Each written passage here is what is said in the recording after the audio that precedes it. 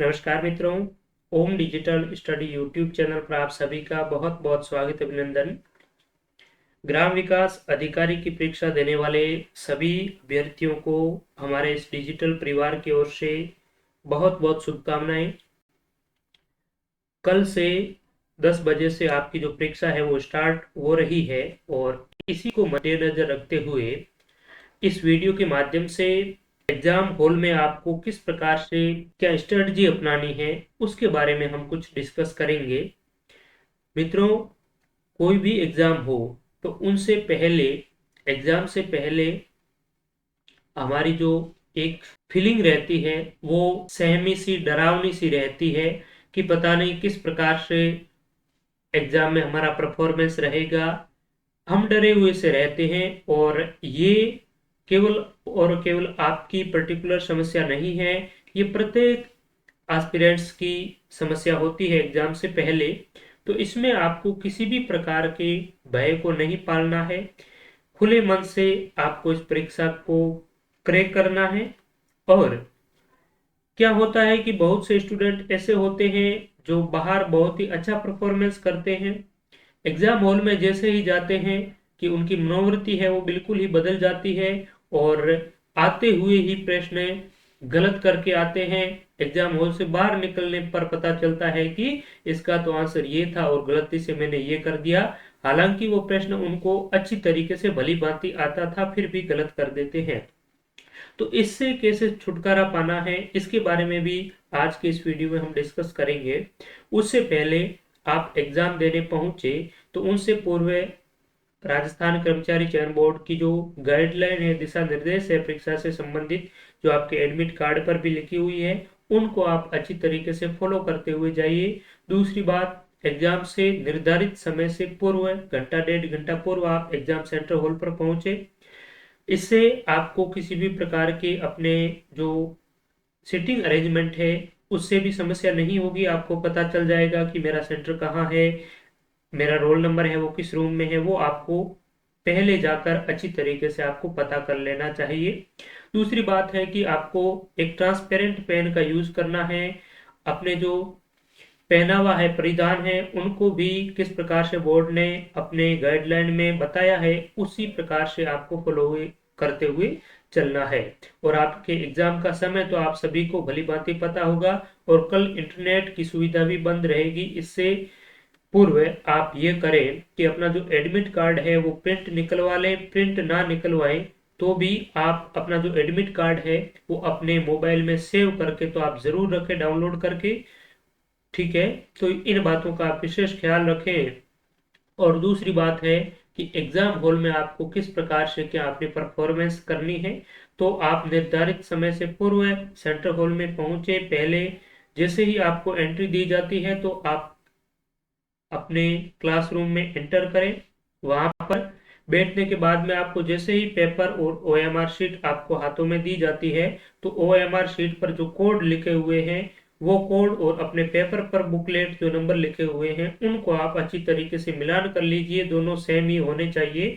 उसके बाद में आपको इंस्ट्रक्शन दिया जाएगा कि अपने रोल नंबर फिल करें। तो अपने रोल नंबर, अपना नाम, अपना साइन जो भी आप फिल करते हैं तो रोल नंबर ओएमआर शीट में फिल करते समय बहुत ही ध्यानपूर्वक फिल करें। ओएमआर के साथ साथ में जो बुकलेट नंबर है वो भी आपको ओएमआर शीट में फिल करने को कहेंगे। तो अपने रोल नंबर, बुकलेट नंबर ध्यानपूर्वक अच्छी तरीके से देखते हुए आप फिल करें, क्योंकि अगर ओएमआर शीट में आप किसी भी प्रकार की गलती करते हैं ओएमआर रोल नंबर भरते समय या बुकलेट नंबर भरते समय, तो आपको सीधे तौर पर 5 नंबर है आपके काट लिए जाएंगे उस गलती के।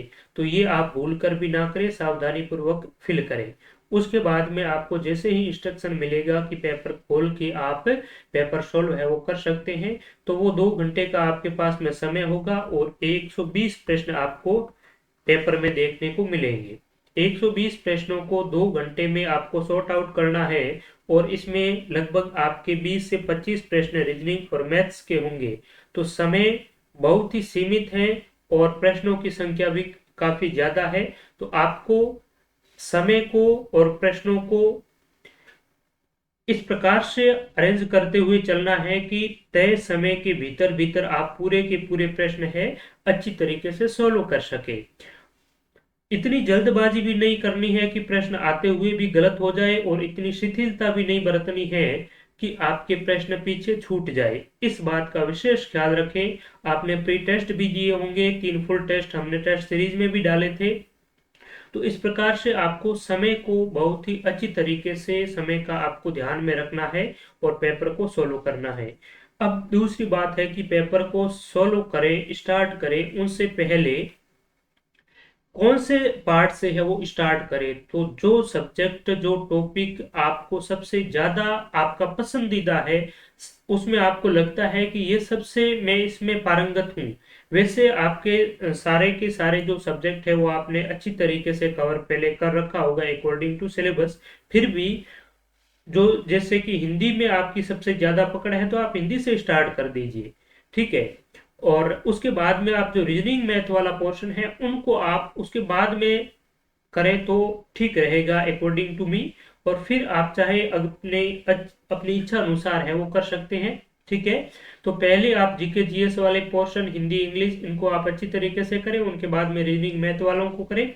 और सबसे आपको कम समय में जीके जीएस का पूरा करना है, क्योंकि उसके बाद में आप हिंदी, सॉरी वो रीजनिंग मैथ है वो उनको कम समय में कवर नहीं कर पाएंगे। इसलिए आपको थोड़ा सा हिंदी, इंग्लिश, जीके जीएस का जो पोर्शन है उनमें आपको जल्दबाजी करना है। और जल्दबाजी इतनी भी ना करें कि आते हुए प्रश्न भी आप गलत कर दीजिए। प्रत्येक प्रश्न को ध्यानपूर्वक पढ़ें, उनके विकल्पों को ध्यानपूर्वक पढ़ें, उसके बाद में अपना जो सही आंसर क्या है वो अपने पेपर पर एक टिक कर सकते हैं, और उसके बाद में ओएमआर को है आप भरिए। और प्रश्नों के उत्तर ओएमआर पर भरने से पूर्व आप बिल्कुल सावधानी बरतते हुए भरिए। जैसे कि आपने 1 से 10 तक के प्रश्न, एक पेज के प्रश्न है वो कर लिए हैं, तो उसके बाद में आप ओएमआर को साथ साथ में भर दीजिए, ठीक है। तो इस प्रकार से आपको स्ट्रेटजी अपनानी है। दूसरी बात ये रहती है कि आपके इस पेपर में नकारात्मक अंकन नहीं है, इसलिए आपको ये कहने की अब हमें भी आवश्यकता नहीं है कि आपको कितने क्या प्रश्न अटेम्प्ट करने चाहिए। और इसमें आपको जो 120 के 120 प्रश्न हैं सभी अटेम्प्ट करने हैं। और ये, अगर आपको जो प्रश्न नहीं आता है, पूरी तरह से नहीं आता है, उसको आप एक बार तो स्किप कर दीजिए, और उसके बाद में जैसे ही आप पेपर कर लेते हैं तो उसके बाद में जो आपको प्रश्न बिल्कुल नहीं आते हैं उन पे जाइए, प्रश्नों को ध्यानपूर्वक पढ़ें, उनके विकल्पों को पढ़ें, और एलिमिनेशन मेथड का यूज करते हुए उन सही उत्तर तक पहुंचने की कोशिश करें, प्रयास करें। यानी कि इसका विकल्प एक है ये तो बिल्कुल ही नहीं हो सकता, उसके बाद में देखिए कि दो, दो भी नहीं हो सकता। तो इस प्रकार से कुछ प्रश्न होते हैं जो आपको सस्पेक्टेड हैं, आप पूरी तरह से आश्वस्त नहीं हैं, ऐसे प्रश्नों को आप एलिमिनेशन मेथड का उसमें यूज करें। और हमने इस डिजिटल प्लेटफॉर्म के माध्यम से आपको सैकड़ों प्रश्न है वो सॉल्व करवाए हैं मैराथन वीडियोस के माध्यम से ही। तो ये कला तो आपके पास में बहुत ही अच्छी तरीके से आ ही गई होगी, ये मुझे पूर्ण विश्वास है। तो इस प्रकार से एलिमिनेशन मेथड के माध्यम से आप सही उत्तर तक पहुंचने का प्रयास करें। नेगेटिव मार्किंग नहीं है तो ये भी नहीं होना चाहिए कि आप आंख बंद करके ही गोले हैं वो भर रहे हैं। जो सबसे नजदीक आपको उत्तर लगे, सटीक लगे, वहां पर आपको जाना है, ठीक है। तो आप सभी को इस परीक्षा के लिए मेरी ओर से, हमारे इस डिजिटल परिवार की ओर से तहे दिल से शुभकामनाएं। आपको किसी भी प्रकार की और कोई क्वेरीज हो तो कमेंट बॉक्स में जरूर लिखें। पहली शिफ्ट से लगा करके चौथी शिफ्ट तक परीक्षा देने वाले सभी अभ्यर्थियों को बहुत बहुत शुभकामनाएं, मंगल कामनाएं। Thank you so much to all.